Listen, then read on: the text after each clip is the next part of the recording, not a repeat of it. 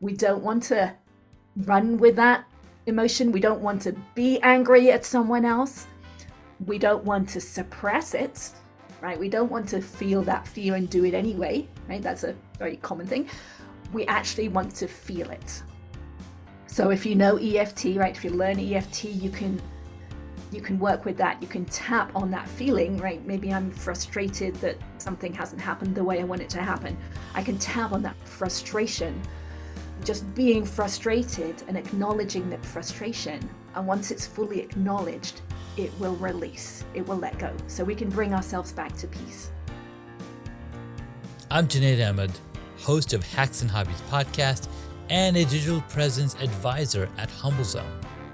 This episode is brought to you by Home Studio Mastery.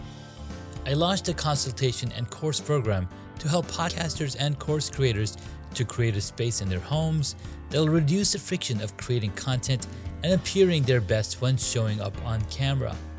The pandemic gave us a lot of issues, but this one is here to stay. We're now so much closer to our audience thanks to video becoming more popular and affordable. I help guide folks who want to create Hollywood-worthy studios to not only capture great content, but also build more confidence, more authority, and be more comfortable in front of the camera. If I can do it, you can too. And with my help, you can do it faster. So if you'd like to learn more, visit homestudiomastery.com and how you too can create a home studio that brings out your personality, professionalism, and possibilities. Thank you for tuning in to Hacks and Hobbies with your host, Junaid. We're visited by our amazing guests coming from all walks of life. We want to learn their story, their struggles, and their journey on how they got to where they are today. So stick around. Welcome to another exciting episode of our podcast. Today we have a special guest joining us, someone who has an incredible origin story and a journey of self-discovery. But before we dive into that, I want to take a moment to thank our sponsor, Podmatch, the amazing service that connects hosts with guests and guests with hosts, making podcasting a breeze.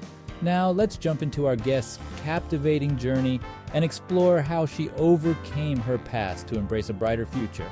Get ready for an inspiring conversation that will leave you with valuable insights and a renewed sense of hope. Stay tuned! And thank you so much for coming on to the podcast. You're welcome. Thanks for having me. This is going to be a fun conversation. And we met through amazing service that we've both been using, Podmatch. It's powerful. It connects hosts with guests and guests with hosts. Makes it so easy. Super excited to jump into your origin story. What do you think about that? Sure, let's do it. Let's make it happen. All right, let's take a walk through memory lane. We discover the origin story and start with where'd you come from? And it's hilarious. Whenever I think of that song, Where'd You Come From? It always follows with Where'd You Go? The song Cotton Eye Joe is probably ringing in your head. But tell me a little bit about yourself. How'd you get started in being an entrepreneur and being in the space that you are today? Okay, I had lots of things happen in my childhood that could be my origin story, but current journey didn't start until I was in my late 30s. I can tell you a little bit about those early years. Would you like that? Let's get into it. Okay, so I had a good amount of trauma in childhood. Must do. It's not necessarily any more than anyone else, but it was substantial. It started right at birth, where I was actually born with my right foot up against my right shin. And so I had physical therapy essentially for the first 6 weeks of my life. And my whole body was twisted from that experience. I think that's where my scoliosis started, that I've had my whole life. But at 6 weeks old, I was then handed over for adoption. And I was handed over for adoption into a family that had just suffered a trauma because they had a 2-year-old boy that they had adopted. And then they adopted a little girl. And the birth mother changed her mind. So they had to hand that little girl back, and I was the replacement into the family for that loss. Wow. So I know there's trauma itself in adoption, but then when you're adopted into a family that's just going through a trauma. There's probably a little more. Then other things happened. We moved around the world. At 6 months, we went to Barbados. Then we went to Sierra Leone, West Africa. While we were there, we had a house fire, and I was the one who woke up in the morning and saw the flames coming through my bedroom wall. That was quite a We better move good from trauma here. too. Then we moved to Hong Kong. And while we were in Hong Kong, I was sent to a boys' boarding school in England, my brother's boarding school. And I was the only girl boarder at the boys' boarding school for the first year. And there was merciless teasing in those 2 years that I was at that school. So, yeah, that was something else. And then in my teenage years, both parents became alcoholics. So And these are the parents that adopted you. yes. Yeah. I didn't find out I was adopted until I was 13. Okay. And then I met my birth mother when I was 17. And then when I was 19, I woke up one morning and found my adopted mother dead in the bathroom. So that was a pretty good trauma. And life Talk carried on about from stacking traumas. Yeah, but we get programmed in our childhood as to how to deal with those kind of things. And my family just ignored it all. And we just carried on with life. We didn't talk about it. We didn't deal with it. We just suppressed everything and just continued with life. And those traumas, that becomes a burden that we just hold, we just carry throughout life until we get to the point where we notice. And that's what happened when I was in my late 30s. I actually moved out to California when I was 21, when I graduated. And I was a software engineer, worked in Silicon Valley, got married, had kids, moved away from Silicon Valley. And it was when I was in my late 30s, I had what I call a business altercation with a couple of other mothers at my boys' school. And those mothers were self-confident, self-assured, authority-type women to me. And I was a scared mother on the inside. And they told me that I had done something wrong. Oh my God. I didn't think I had. And my mind just spun out of control over and over. I couldn't stop thinking about what they'd said, what I'd said, what I'd done, what they thought I'd done. And I just couldn't stop my mind spinning. And it was 3 days before I could just get a little hold of it. And that's when I realized, okay, this is not normal. No. You know, most people wouldn't react this intensely. But I also realized at that point, it felt a little bit like how I would react when my dad would tell me I'd done something wrong. So that was my first little inkling that maybe something from my childhood was still affecting me to this day. And that was the beginning of the changes that happened. Wow. So we just stacked a whole bunch of trauma from the beginning of your life all the way to the time when you were a mother and you were told that you did something wrong. Being a mother, and you don't even know. That is very powerful to be able to go through so much trauma, right? So much craziness where you're like, how do I get past this? Is this normal? And obviously you came to the realization, this is not really normal. How do we get out of that? Yeah. And that's the thing. Most of us suppress it, right? We don't realize we're carrying that burden. We just carry on with life. We tend to get tighter. We get dis-ease inside of us. And we don't realize that so much of it, in my experience, all of it really is based on that burden that we carry throughout life. Okay. So let's say I've got a ton of burden myself. It's probably not at the same magnitude as what you've gone through, right? But I'm sure a lot of us go through a lot of trauma that we either ignore it or either just forget about it. But our subconscious still holds on to some thread into that past. It absolutely does. But so how do you let go? Let it go. Let it go. And so I didn't know at the time. I didn't know what to do. Yeah. It just happened that I went to a doctor's appointment in that time frame. And this doctor, he was a holistic physician. So he had more tools in his toolbox than many doctors do. And he was also a parent at my boys' school, right? So he knew me outside of school. And he knew that the situation I was in should have been a fairly peaceful situation, but he recognized I was more stressed than I should be. And he asked me on a scale of 0 through 10 what my stress level was. And I said 8. And then he asked me why. And it was that question that made me realize, oh, it was finding my mother dead on the bathroom floor 2 decades ago, right? Because now I'm in my late 30s and this was when I was 19. Because the tears from that event were still just under the surface all these years later. So he happened to know this technique that's called EFT. It's short for emotional freedom technique, right? Because it provides emotional freedom. And he tapped with me. It's also called tapping because we're tapping on our body, which releases the tension that's stored in the nervous system. Okay. We're tapping as we're talking through something. So he tapped with me about my mother's death for about 15 minutes. And I walked away from that appointment without being able to tell the story in my mind for the first time ever without those tears, without those emotions. So that's when I realized we store those memories and those emotions physically in our body and that we can let them go. Right. So that's an important realization, right? Those memories and those traumas, they're not stored anywhere else outside of us. They're stored inside of us, and we can let them go. Right. So what we need to do is find a way to do that. It's just energy that is stuck in the body. It wants to release, it wants to be gone. We just have to provide it a way to let go. So that's what this technique EFT does. It works through the subconscious, through words, and it's really useful. It's a really useful tool for people who are not very aware, because I was not very aware.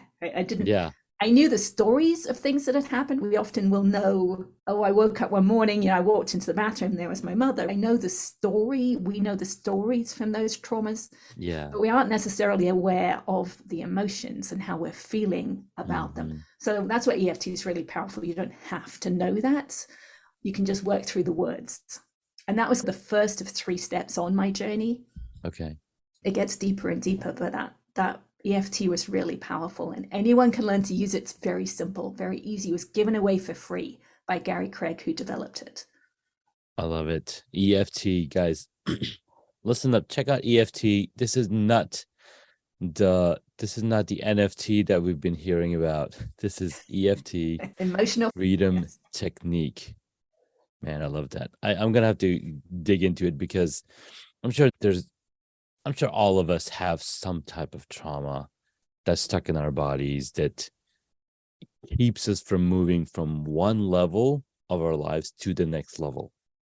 And only through this freedom can we progress in our lives. Yeah. And sometimes a lot of the times we're not aware of it, right? But if there's something that we want that we don't have yet, then we have resistance to it on some form, right? And that resistance is inside of us. So it might be fear. Most of the time it's fear. Yeah. If we can find that fear, we can use this technique and tap on it and just allow it to release. Well, this is really cool because here we are in the first week of the year 2023, and there've been a lot of things that have been holding me back. And I'm like, what's holding me back?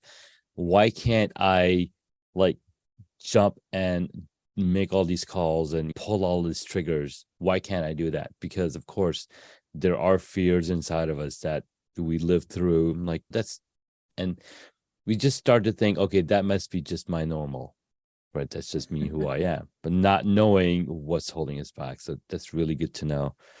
Yeah, it is our normal. It is our normal, right? So that's why it's really hard to step somewhere that's not our normal. That's not and our to normal. do that, we've got to find what's holding us back and release it so that when we're standing in that new place, that becomes our normal. Right? And then there's no resistance to being there. Yeah. All right. That's really powerful. And you've walked us through your journey, how the first step, the first phase of what you've gone through. And a lot of the things that I hear is all the environment that you were presented in, because there's 3 things, right? There's motivation that we have internally that motivates us to move into a direction. There's inspiration that we find externally.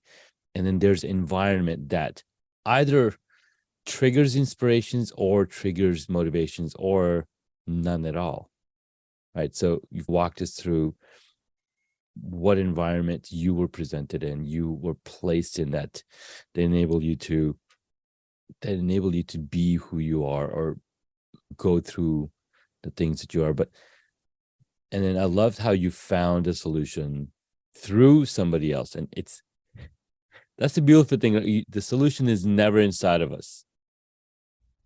Somebody else would have to see the bottle, like, okay, what's this bottle? See what's going on in here. And they then help us find the solution and help us really realize what we can do. And that's what the doctor did for you. So as you go through this, what was the next step after you got the EFT, the first technique down? He'd show me the way, right? He gave me a direction, but after that, it was myself, right? So I did that work. I really wanted to change. I was determined to change. So I had that determination. And what I did is I wrote down every trauma that I could remember throughout my life and the negative beliefs, right? All those phrases that my parents used to use, the ones that would hold us back. Don't cry or I'll give you something to cry about. Those kind of phrases. And I tapped through them so they no longer had a hold over me. And then what that did is it opens up the subconscious mind. And as the subconscious opens up, our awareness expands. So I started to become aware at a deeper level. I started to become aware of the physical sensations underneath the emotions, right? Because if you're feeling something like fear, there's actually tension inside. Now, when I started this journey, I didn't know what that tension was. I had no idea. I couldn't feel it. But as you do more and more of this work, that awareness becomes available to us. So I started to work at that level, at the level of the sensations. Eventually I got to the place that I could actually hold my awareness inside my body, hold my awareness on tension in the connective tissue. So this is the deep dis-ease that's inside of us, and release the tension there. And I've got to the place I have actually moved my skull bones and have grown 3/4 of an inch because I've been releasing that burden. Wow. And when that releases, your brain actually grew. I don't know that my brain grew, but my skull, your skull relaxed. grew. Yeah, it relaxed, and I have grown because that burden that has been carried all those years has been releasing, right? So I'm becoming more of my true self. Wow. As I'm releasing what's holding me back. This is a very powerful conversation because as I'm listening to you talk, I can feel all this tension inside my body of all the things that are holding me back, or all the things that I want to do, or I'm waiting to do, or it's really interesting. It's really interesting. So let me pop in there. So one of the things we hear a lot is that it's just in the mind, right? But my experience has taught me it's not just in the mind, it's in the body, right? It's that tension that you can feel, that you're aware of. So if you could release that tension, you would no longer have it holding you back. Yeah. But to do that, you have to put your focus on that tension somehow, right? EFT works, but so does being able to just feel that tension and release it. And once it's released, it's not holding you back anymore. Yeah, because I've had this neck pain, like radiating back and forth for ages, right? And I've gone to chiropractor, I've done lots of different things, and it eases the pain, but then it's back the next day because what have I not released? I've released the muscular pain, but I haven't released the thoughts in my head and the memories, traumas that might be connected to. Yes, it's all connected, right? The words, the memories, the emotions, the stories, the physical, the sensations, they're all connected together. Wow. Way to go, Anne. This has been a really great conversation. Thank you so much. You're welcome. Let's take a quick break, and when we get back, you're going to share 3 hacks to take away. And I think one of them you already mentioned, the EFT, but we can round it all out in the 3 hacks and on how we can actually apply it to release that tension. So we'll be right back. I'm Junaid Ahmed, host of Hacks and Hobbies podcast and a digital presence advisor at HumbleZone. This episode is brought to you by Home Studio Mastery. I launched a consultation and course program to help podcasters and course creators to create a space in their homes that'll reduce the friction of creating content and appearing their best when showing up on camera. The pandemic gave us a lot of issues, but this one is here to stay. We're now so much closer to our audience thanks to video becoming more popular and affordable. I help guide folks who want to create Hollywood-worthy studios to not only capture great content, but also build more confidence, more authority, and be more comfortable in front of the camera. If I can do it, you can too. And with my help, you can do it faster. So if you'd like to learn more, visit homestudiomastery.com and how you too can create a home studio that brings out your personality, professionalism, and possibilities. Hey guys, welcome back. We've been speaking with Hince here on the podcast. And man, has this first half of the conversation been super helpful, super opening. Like my subconscious is telling me, what are you doing? Stop messing with me. It's really all good stuff. And you probably hear in my voice and in the conversation that we've been having, because there's a lot of trauma trapped inside our bodies that we don't realize, that we don't even know about it. It's the environment shaping us. And I'll realize what I do with my kids or when I'm talking to them over time, and the conversation and the words that I use in making sure they're disciplined. It's probably not the right thing. There's so much that we as parents need to grow up and grow out of as well, because there's so much learned. But this conversation has been very opening for sure. So thank you so much, And. You're welcome. You've got some hacks for us to implement in our lives. So take it away, Anne. Okay, so the very first step that I went through, that I think everyone needs to go through, is to notice during the day when you're starting to become emotional. So much of the time we just get caught up in the emotional, right? We become frustrated, or we become angry or sad or whatever. So what you want to do is try and stand back and say, oh, look at me, I'm becoming frustrated. Right now, it sounds easier said than done because we get caught up in it, but it gets easier, right? To begin with, I maybe noticed one time a day, okay, I'm getting frustrated, right? But as you do that over time, it becomes easier and easier to catch yourself in the moment and just stop and say, okay, I'm getting frustrated now. Okay, then the second step is we don't want to run with that emotion. We don't want to be angry at someone else. We don't want to suppress it, right? We don't want to feel that fear and do it anyway, right? That's a very common thing. We actually want to feel it. So if you know EFT, if you learn EFT, you can work with that. You can tap on that feeling, right? Maybe I'm frustrated that something hasn't happened the way I want it to happen. I can tap on that frustration, just being frustrated and acknowledging the frustration. And once it's fully acknowledged, it will release, it will let go. So we can bring ourselves back to peace. So work on that. Once you notice that you're frustrated or you're emotional, work to bring yourself back to peace by feeling it and allowing it to be felt and allowing it to release. Then the third step is, as time goes by, you notice that next time the same thing happens, you're a little bit more aware that it's happening.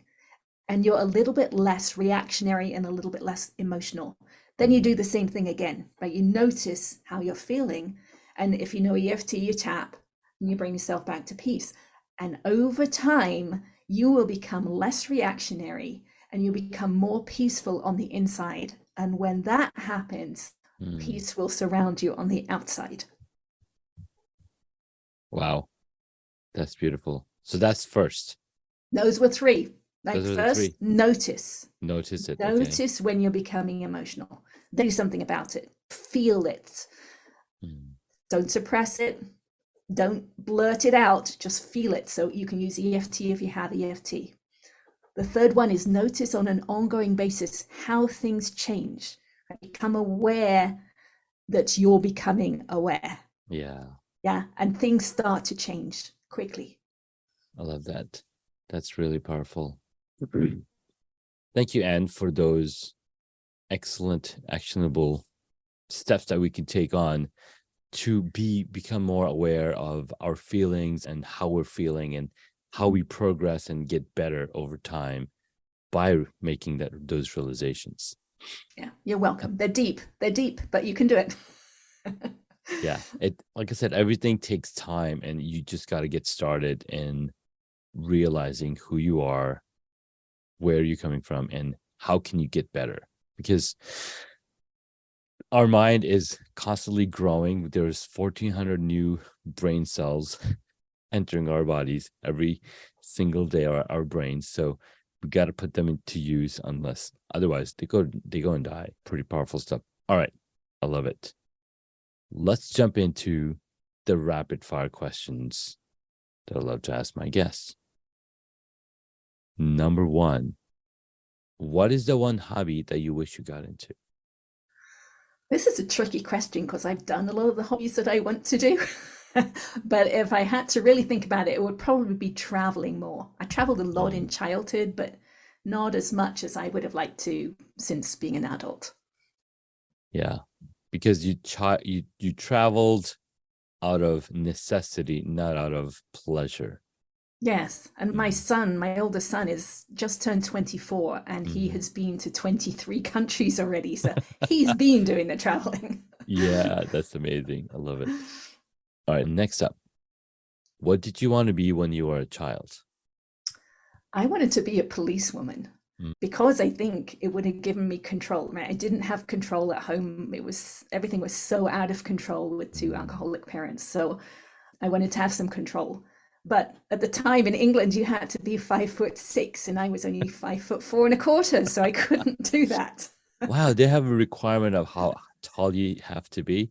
They did at the time. They don't have it anymore. Okay. Yeah. Okay. I wonder if there was a limit on how tall, if you could be below a certain height and above a certain height. So all the police officers are the same height. It's funny. Funny to think about that. All right, next up. What is your favorite movie or TV show? The Matrix movies, all of them. Oh my God. I love them. One of my favorites. What did you think of the latest one? I liked it. Yeah, it was good. I'm not sure it was as good as the other original. 3. Yeah. But I absolutely like them. I see it as I see it from a different perspective. Right? I see part of it as being the external world and part of it as being the internal world. Yeah. And I just loved the way the story went. I love it. The other thing that I want to bring up about that movie, and if you haven't seen it, go check out The Matrix.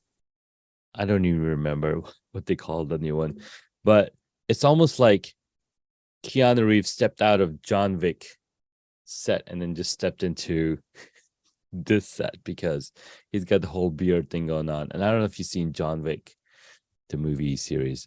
No. If you haven't, I would recommend you check them out, because Keanu is badass on there as well. Okay. You got some homework to do, Anne. Yep. All right, next up. What movie would you choose if you got to play a character in it? I really don't know, but I'd love to be Neo. There you go. Yeah, I could Like be Neo. Like that. Yeah. Next up, who is your favorite superhero? Can we stay on the theme here? Of Can course. it be Neo? Would it be Neo? Yes. Yes. He is the chosen one after all. He is. I'll have to go back and listen to the soundtrack, because you reminded me of something I haven't been listening to in a while. Yeah, the soundtrack was awesome. All right. Last question for the session. If you were a board game, what would it be?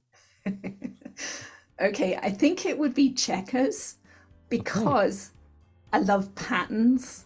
Right? There's a beautiful pattern. I love colors. It's full of colors, and there's symmetry in it. I love the symmetry. So yeah, that's what it would be. All right. And thank you so much for your time. This was a lot of fun talking with you. And I learned something new. EFT for, I keep forgetting. Emotional EFT for freedom technique. Emotional freedom technique. Yes. And I do have a video on my YouTube channel that tells you everything you need to know, hopefully, about it. So you can check that out. I'll be sure to include the link to the video in the show notes so people can go check it out as well. And thank you so much for your time. This was a ton of fun. Thank you. Thank you. It was fun. All right. Take care. Talk to you soon. Thank you for listening to Hacks and Hobbies. You can find additional information on the guest today on their website, hacksandhobbies.com. Please feel free to subscribe to the podcast so you don't miss out on upcoming interviews with amazing guests.